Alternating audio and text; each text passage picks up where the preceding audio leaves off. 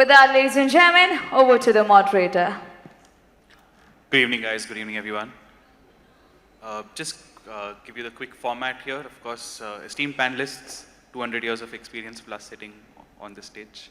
So the format that we've chosen, because it's 25 minutes, is that we'll ask them about data making, breaking the brand, relevant to their brand, relevant to their business.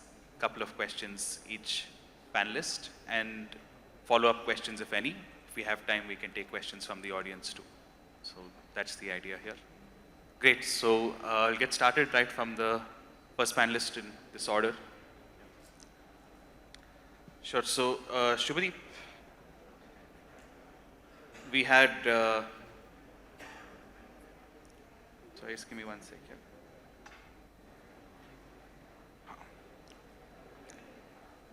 Sorry, my phone's playing tricks with me, just give me 1 second.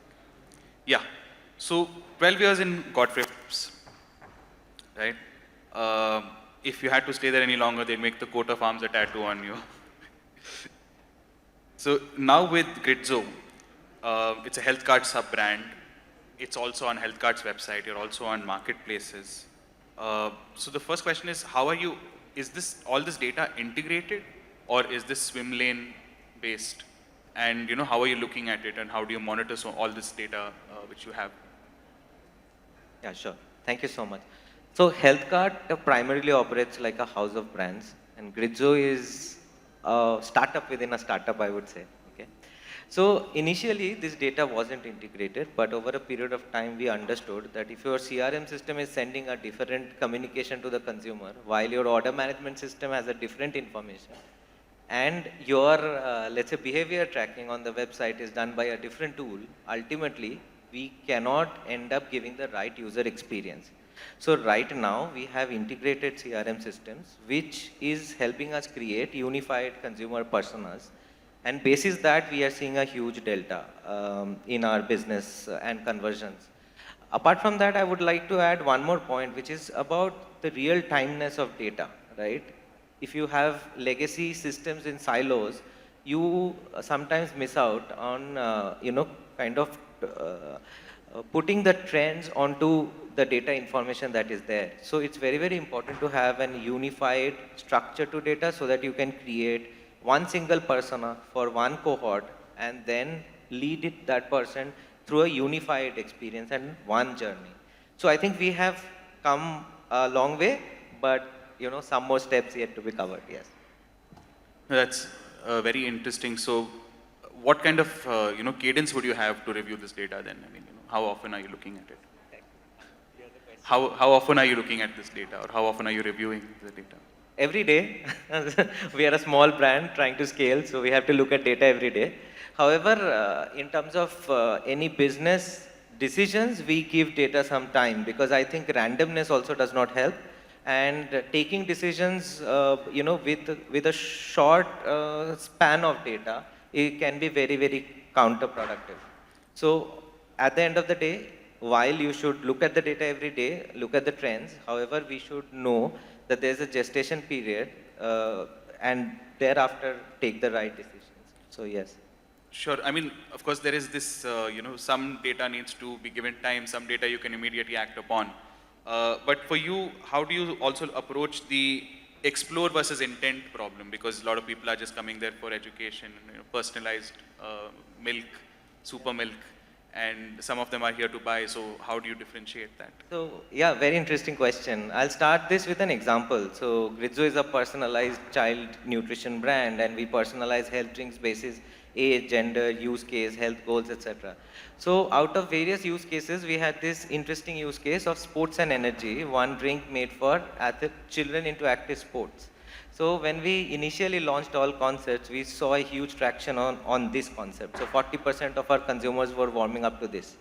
However, when they would revisit the website and we would deploy the personalization and show the exact same product recommendation, our conversions would drop 2x vis-a-vis a generic product recommendation. Now that surprised us, because for all the other use cases, the exact reverse was happening, okay? So here I would say one important point is to figure out the insight beyond the intelligence, which is human insight beyond artificial intelligence. So we spoke to consumers and we figured out that the real need was actually height growth. And so therefore, when we, kind of changed our recommendation in that sense, we could understand that, okay, sometimes what we think is intent is not still the real intent, okay? That is still an exploration till the time we are able to kind of cater to the real need, and we have to first identify the real need, the real use case for which the consumer is coming to buy. And then if we target them with relevant communication and give them the value, present the value proposition of the brand correctly, I think that is where the intent versus exploration mapping is very, very critical. Because traffic coming onto the website through, let's say, ABC blogs, we feel very happy. Sometimes we don't see a lot of conversions. So, yeah. Thank you so much for that. So Mohit, you're a very earth-centric, people-centric person. All the businesses that you do also somehow that flavor comes out. But also you've been in the tech world, like in Magento, etc. You've seen, even the tech side of things. So really from a truly Desi perspective, right? Purchase to subscription. First visit the site, explore my products, purchase, and then become a subscriber to my products. How do you design that journey? How does data help you build that journey? And what is the data? What's the output? Right. So, it depends on industry to industry. So, particularly in our industries, specifically in fresh food sector, dairy sector, normally if a consumer like the product and the services, they tend to come back. So, we normally look at our metrics every day. And what we understood was that around 82% of our customers have saved their card in their Razorpay checkout gateway. So, it talks a lot about the products and the services which we have been providing. So earlier, our purchases used to happen through WhatsApp in the initial days. And then we decided to build our website as well as an application which would help customer directly buy the subscription of a product. So once a customer lands on the website, they normally tend to purchase a trial pack for a product like milk.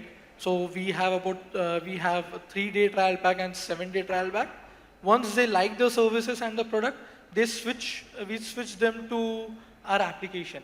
That's where they can recharge their wallet and then purchase the product. And we have a continuous feedback process which runs every fortnightly. So we tend to get feedback from our customers on our services, on the quality of our products, and how can we actually how we are actually leveraging that data in our business cycle too. No, that's pretty neatly explained. In terms of the platform choice, right? You're on a custom platform and you're a hyper-local business. So why did we not stick to a standard platform? Earlier we thought that we should stick to platforms like Shopify, WooCommerce, Magento. There are a lot of them, lot of enablers. But you worked with one of them also. Yes. So what we thought that our customer, we wanted to give a different customer experience as well as a product catalog for different geographies. So what we did, we made customized website which suppose if we are operating with perishable and non-perishable products in Pune and Mumbai, so a customer visits the website, he puts the pin code and he can see all the perishable and non-perishable products. But you cannot see those products in New Delhi because those products cannot be delivered in New Delhi. So we have a different UI UX for people who are staying outside Pune and Mumbai. So that's why we chose a very headless platform where we can customize a lot of things and create a good customer journey. Very nice. Thank you so much for your answers. Just pass it on, please. So from As It Is Nutrition, Himmath Jain. You work with a lot of major companies, including Morgan Stanley as well. There are a lot of case studies that you would have seen, a lot of technology that you have evaluated over a period of time. And that shows somehow in As It Is Nutrition. There's a Shopify Plus website, there's a Contlo, there's a loyalty engine, there's Go Quick Checkout, there's Freshworks, you've integrated all of this. So what's the motivation behind this tech stack? I mean, what prompted you to make these decisions? Thank you, Gerald. So the promoters, to start with, we don't come from tech background, we come from a manufacturing background. So there is always fear in the back of the mind. कि यार कुछ website बना दिया है and कुछ गड़बड़ हो गया तो who will take care? And we don't have tech founders. So this fear is always there. So we thought जो भी करेंगे अच्छा सा we'll get best of the platforms. So we are Shopify Plus. We all know it's a plug and play model. There's a whole app economy out there to help us. Then we Go Quick is something which is like a recent addition, and they promise one-page checkout and many things. And so far so good. So we had a great experience. And in terms of CRM, we had a lot of gap in between. Nowadays customer call bhi kar sakta hai, mail bhi kar sakta hai, WhatsApp bhi kar sakta hai. He can do anything, right? But that seamless integration or marriage was not happening in my office. So we ensured that we spoke to many guys and we felt Freshworks offers this top of the world CRM where all these are integrated. This is just a recent addition for us. So the idea is, as I mentioned, the fear is there and we need to give the best of the, experience to the consumer. Hence, we have invested in all these top properties. Yeah, pretty fantastic. And in something as unique at what's happening in As It Is Nutrition in terms of the percentage of marketing spends to overall revenue, things like 4% or something. And I think you guys have a 10x ROAS, which is, nutrition people are going to say, wow, really, how does that happen? I thought it's 3, 4 something. So how have you been able to maintain that? Or how do you ensure that it keeps happening? So for starters, we are As It Is Nutrition. We are into whey proteins and amino acids and whole range of supplements. And it's a bootstrapped venture. Brand is 5-year-old. So your question is how we, 3 to 4% is what we spend on the whole marketing side, all put together, including once in a while, including celebrities. And the ROAS, we get about around 10x, right? And one more statistic here is that, Gerard, we get conversion rate is around 5.5 to 6% on Shopify.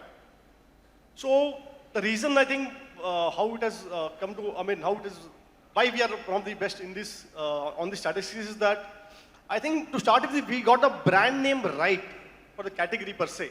As it is, the name itself gives you a lot of idea about what we are trying to convey to the message to the world, right? In our category, whey protein, essentially, if you talk about, there are reports by Times of India which says 70% of products are sold are fake and fraud, etc., because you're consuming something and it is not right. You have a lot of ill effects of the brand and product, etc.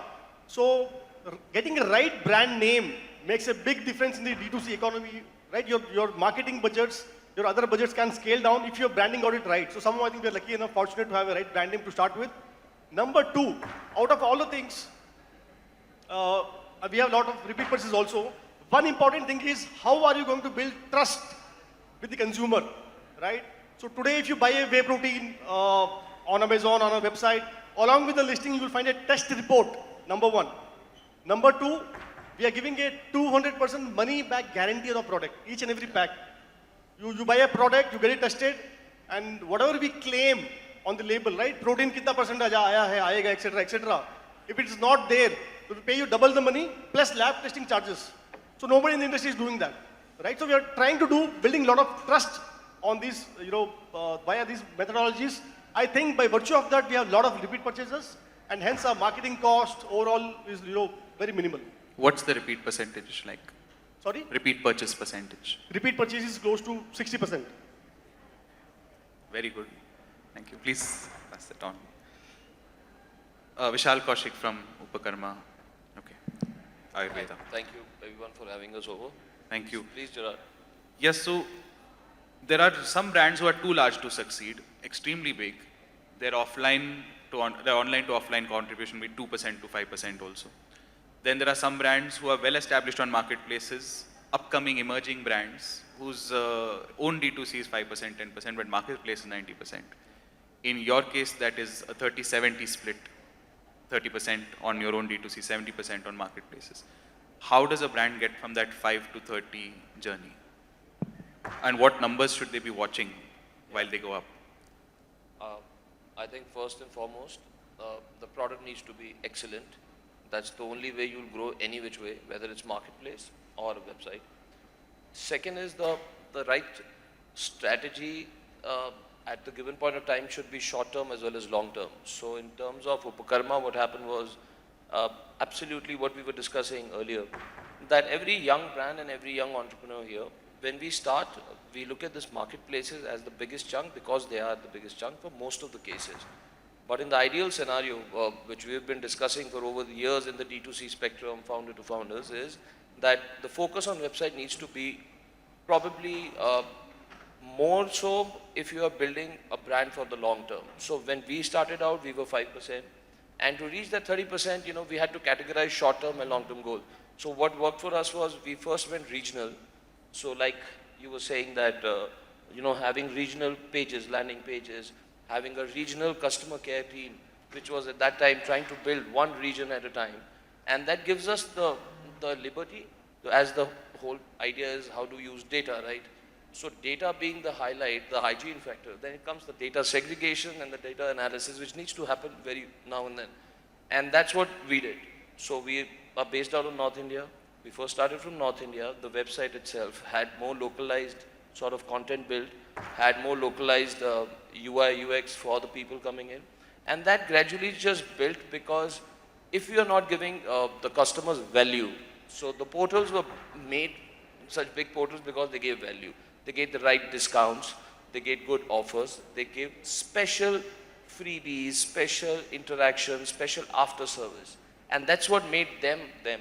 So if we want to all build our own website just like that, we have to innovate, segregate it in that sense, and give them some reason, some value to come on our website and then back it up with after service. Because after service is very important.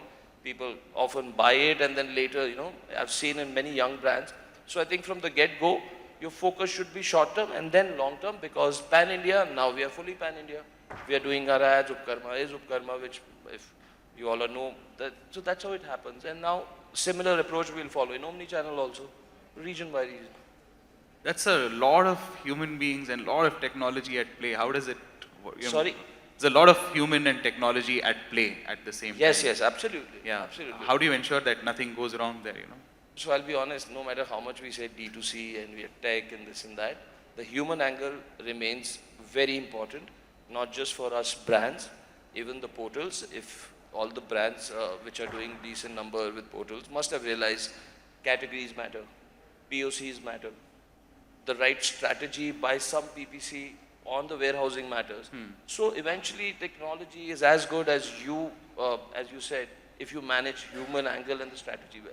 So it's something that just keeps going. You keep learning, you fall, you get up again. So it's been a good journey, 5-6 years. So we've had our good days, bad days, and still learning.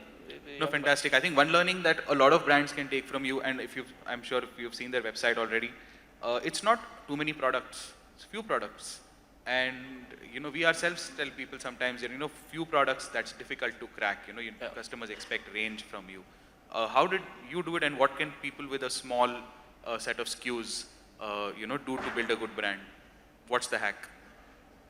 So again, I think me and my co-founder Parag, my brother also, we were very clear that what was happening in the D2C even today, what happens is that we are often told by these marketplaces, by these POCs, by some experts, by some founders, that you need to increase your SKUs to take your top line to a higher sort of numbers.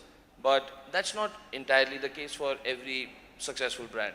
If you actually go back into the history, focus is very important, Gerard. If focus is not there in each brand, and what we are trying to do is we are trying to follow trends.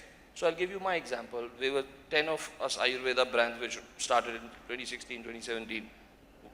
We were the first ones who sold Shilajit in resin form. I mean, now there are 40, 50 brands, can you imagine, who are just selling Shilajit resin. But they are selling is a trend that they went, they heard, Upakarma, Shilajit. So they all made Shilajit. But somebody who's making juices is selling Shilajit. Somebody who was selling cream is selling Shilajit. So like that, we also heard a lot such, gossips that why don't you do charcoal face wash? I mean, how does it make sense for somebody selling Kesar, Shilajit? to jump into and doing charcoal just because, sir, आजकल बहुत अच्छा keyword चल रहा है. Don't follow trends. Do not follow trends. Trends are like the hottest rap song out there. It's one of its own. Let it play, it will sync out. But the melody, the music carries on. So that's why we were very focused that this is the category we have created, and very few brands are able to create categories. So once we did that, we knew that this is the area where we need to first become the champion of, slowly and gradually. I mean, we look back, we still are very young, but in this 5-6 years, you know, being the category leader and being on the top there, you need to still evolve, but not evolve based on number of SKUs. You know, your own category, we've just launched effervescent tablets. Nobody ever had launched effervescent tablets of Shilajit flavored. That's because the topic of today, it's the CXCI, the customers, they came to us. A lot of young people, hey, you know, why can't we have tasty Shilajit? So we sat with our R&D team, took 9-10 months, developed this product, and today we've just launched it, and touch wood, we are getting great response for that, is because the focus is quality, less SKU, better service. So in long term, I think personally that if you look at all the, I mean, I'm a brand person. So if you really look at all the brands we love, they'll have very few SKUs. You'll see, if I don't want to name brands and people start every, but look at aerated drink, you'll just have 1 or 2. Something else, you'll have 1 or 2. Some particular fashion brand, you'll have 1 or 2. But then everybody doing everything just doesn't really give the customers the confidence that this is what they're about. So, Fantastic, yeah. Fantastic insights. Thank you. Please now passing on to Hemangi. Thank you. So Hemangi, you work with McKinsey, EY. You were a tutor also for some time. Yeah. Yeah, that was pretty interesting. I've seen the website too. It's a simple, elegant website, no frills, no heavy tech, razor page checkout, discovery, education, right? Obviously, in this industry, what you face is probably what a sugar cosmetics would face, what anybody would face, which is, I'm letting something touch my skin, so I need to know it's safe, I need to know how to use it, application, you educate, evangelize, then you sell. In your case, you actually started making this formula at home, and then you were giving it to friends and family, and you basically turned word of mouth into business. Yeah. Yes. How did you do that? So I think it started pre-COVID, right? Everybody was really getting into the health and wellness space, and coming from a completely financial background, I was very new to it. So I just started sort of following my passion and started curating these skincare products from my kitchen. And I got a lot of support from friends and family, and I just started giving them freebies, free batches to test around the community. And it so happened that they started enjoying the product, or they started actually recommending, this is the serum that we don't have, these are the ingredients that we don't see in the market, or we don't have a cream just curated for the neck. So that's how I sort of got my zero-party data directly from the customers, telling me what they wanted, what there was not there, what are the price angles and price points that were missing. And one thing which I saw which was missing from the Indian beauty market was the focus on minimalism. More focused on ingredients and less focused on, the colorful packaging and just making nice buzzwords sound great. So I went on the zero-party data and then launched my brand. Fantastic. In general, we tend to see that your social commerce is something which gives you a lot of, is a differentiator for you as compared with other brands in the segment, the Instagram, the YouTube, etc. But there's so much content that's going out there. From your website, there's engagement. On your Instagram, there's engagement. Currently, how are we looking at that customer interaction? And what is the plan for us to bring that data together so that we know, let's say 1 year from now, we know what conversations we had with a particular customer? So at the current moment, I only have about 8 SKUs. So the data that comes in through all the social commerces, my website, my social media portals is not that difficult to manage with the team. But 100% moving forward, because I'm in the space of education first, selling later. So a lot of content, like as other panelists were mentioned, the real intent for customers to buy is something very difficult to tell. But moving forward, I think what's required is probably what I'm also doing right now is a more personal approach, right? So since I've already been doing that when I was doing my prototype testing and everything, moving forward is probably streamlining all data, getting it into a unified portal, and matching customer profiles to their past data, their history, where they spend, and probably doing a more targeted sort of performance marketing then. Fantastic. Thank you so much. Please Thank pass you. it on. Mr. Rudra Pratap from Cloud Tailor.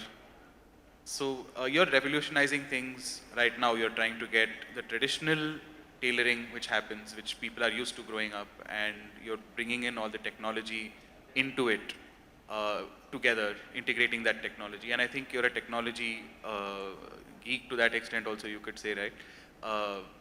Incidentally, he's spent more time as CEO than my entire career, which is 18 years. So, a lot of perspective, you may have evaluated a lot of tech stacks.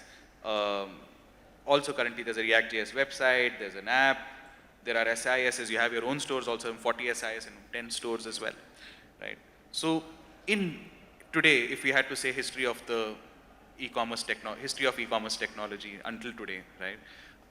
What do you think were those things that emerged as technology, didn't survive, now they are established technology stacks? How would you summarize it? Thanks, Gerald. So, both Sushmita and myself, we were technologists. So, one grave danger you have with the technology starting a company is that you have access to so much potential that technology can do. You are spoiled for choice. So, you sort of want to give everything to the customer, saying, "ये सब technology कर सकता है, सारा try करके देखते हैं." But I think with the grounding that we got on marketing, with Mahesh joining us, we had that grounding saying, I think we should control that aggression. The tech aggression is to be controlled to an extent that our customer can absorb it. So that is something that has sort of brought in the hygiene in the expansion model that we are doing. It's much more sanitized, more closer to the customer, primarily because our target segmentation, the cohorts we offer and service are a little wider spread, primarily also because this is a very age-old industry. Tailoring has been for ages. We are sort of organizing it, structuring it, using technology, making it convenient, having a single checkout, making it accessible at every pin code in the country. That has been our vision. So we have to take it with a pinch of salt because people are used to having their measurements taken by a master G in a shop, either at a fabric shop. He actually takes the measurements in physical, in person. So how do you make it convenient? That is the main challenge that everyone faced, and also that they are used to seeing a person in front of them whom they could speak to. So we brought a marriage of all of these aspects, brainstormed, released 2 or 3 customer acquisition models. I wouldn't call it business models, wherein we partnered with the largest of the stores, and touchwood we were also invited by the largest of the brands also. We started a model called Store in Store, wherein we offer this fashion designer approach to all our existing customers. They are like the high TG customers who are stepping into those stores, and they speak to the fashion designer, place the order, there is a measurements taken. At the same time, we are building our ML model with the photographs that we take of the customer, that the measurements are automatically captured. But we have to be wary of the fact that what works in other countries doesn't directly work in India. So we built our own ML model. We have not used any API outside. That is one good thing we are doing. We're building a whole of our API in-house.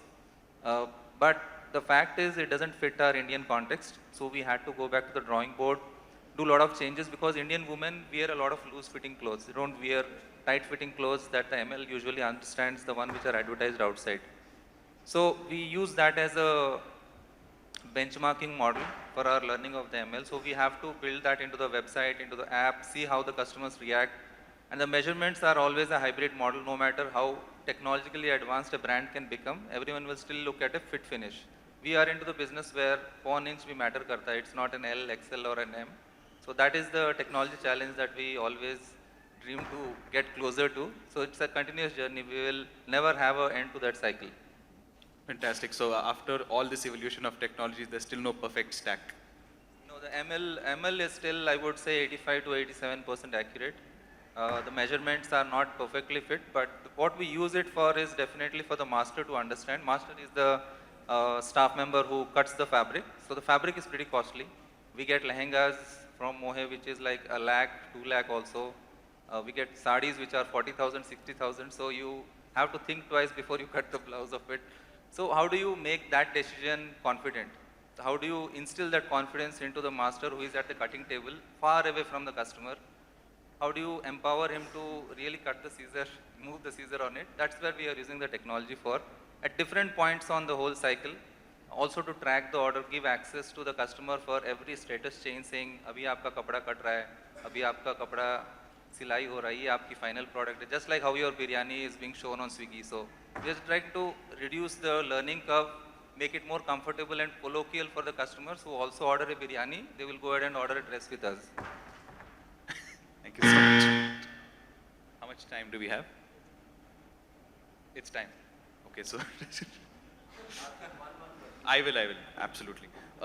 Sorry, 5 minutes, I'll have max. Okay.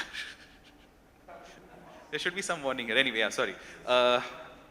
So Nidhi, firstly, awe-inspiring story of how you guys, I think the husband's also here, he's a principal scientist, is it? I had seen that you also had a IT kind of job before, left a good paying job, started this, now there are 40 stores. There's no current e-commerce website play, right? I'm just shortening it now because of the time. But I think few people know that you were in the B2B space also, and that was, then you pivoted. Maybe we can talk about that and how that's inspiring your D2C journey now. Sure, thank you. So the topic of the session today, right, like customer data, how it can make or break the brand. I can tell that for Samosa Singh, we sell the samosas, and people would think for selling a samosa, you know, what kind of data would you actually require? But for us, it definitely was a game changer. During COVID, just at the time of COVID, we were one of the largest manufacturers and suppliers of samosas in South India, and we were doing really good. We ventured and we made the heaviest investment, and we opened up our flagship store at Bangalore International Airport. It was just next to Subway, and we made it in a zone where Subway would bake the breads. We would fry the samosa, and trust me, that juncture, the minute you would stand, you would want to crave for samosas, and that was one of our biggest investment. And just 20 days into the business, and COVID happens. So our entire, the outlet is shut, the airlines are shut, the multiplexes are shut, corporates are down. So basically, my 95% of the business goes to zero. And at that point in time, what do we do? So obviously, Shikhar and I, we really spent a lot of time. We brainstormed, and really what supported us in pivoting the business model from B2B to where we are today is all the data. So we were just in one city, Bangalore. We are both scientists, didn't know anything about the data analytics, but thankfully we had a small team, thanks to the data available out there in the market, overlapped with some own built algorithms.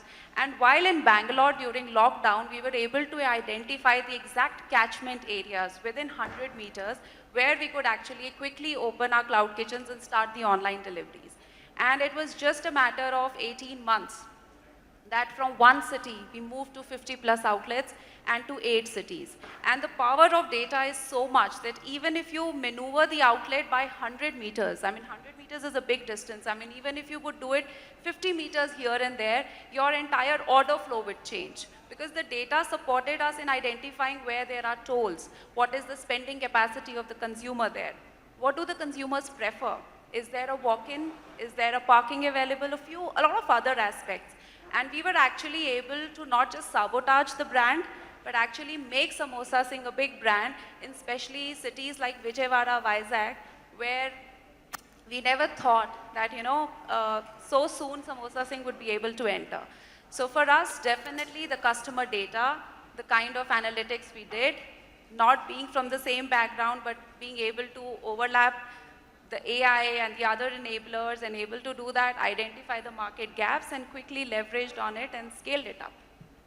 Appreciate it. You said samosa so many times, I'm a little hungry now. Of course. Thank you so much. I'll ask the last question. Jayesh, your probably dealing with more data than a lot of brands put together. Literally, you could say you're partially feeding India in a certain way and ensuring there is food on everybody's table and there's any shops are refilled. That's a lot of data to be dabbling with.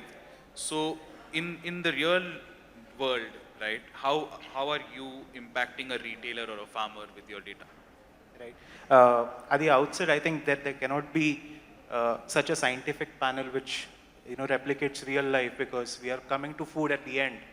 After buying lehengas and nutrition and apps, right?